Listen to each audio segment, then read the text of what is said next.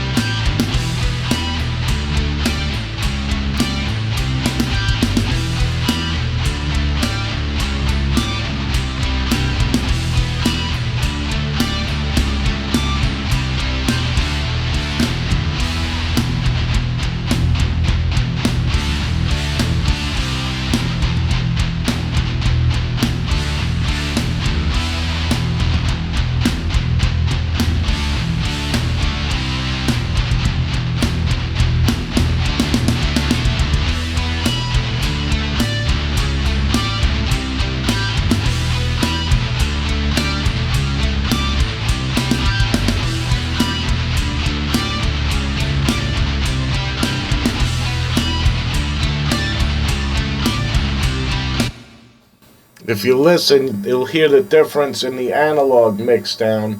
The snare drum has a lot more meat to it. It's a warmer tone to the snare. So that's the advantage with true analog circuitry. For $500 to $800, you could buy a 24 track, whatever brand you want. Analog console, and if you have a digital audio interface that has direct outs. You take from your door the direct outs from your interface into an analog console, and you can mix in, out of the box. I recommend it for guys that, what do you want to do? Do you want to spend, money buying plugins to emulate it? All that money you save, but just buy the real thing and just mix through an analog console. It's that simple. I don't spend money on 88 million plugins to make believe I'm, sounding like analog. Just run it through an analog console. Preserve the nature of the business, okay? Don't let the digital steal away this technology. That's all I could say.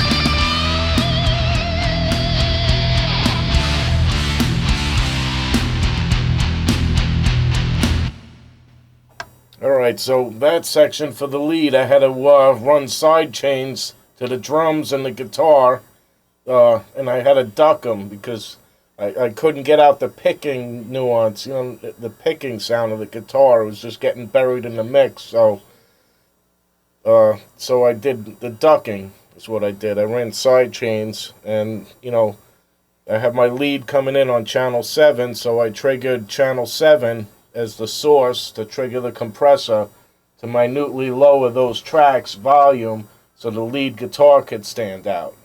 You know, when you have problems in mixes and, you know, you have problems with a certain instrument at one section, you know, standing out in the spotlight, ducking and side chaining is definitely the go-to tool that you use to get things to just stand out in the mix. If you're having problems with a vocal, a chorus vocal, you know, backups, that's where you want to start using side chains.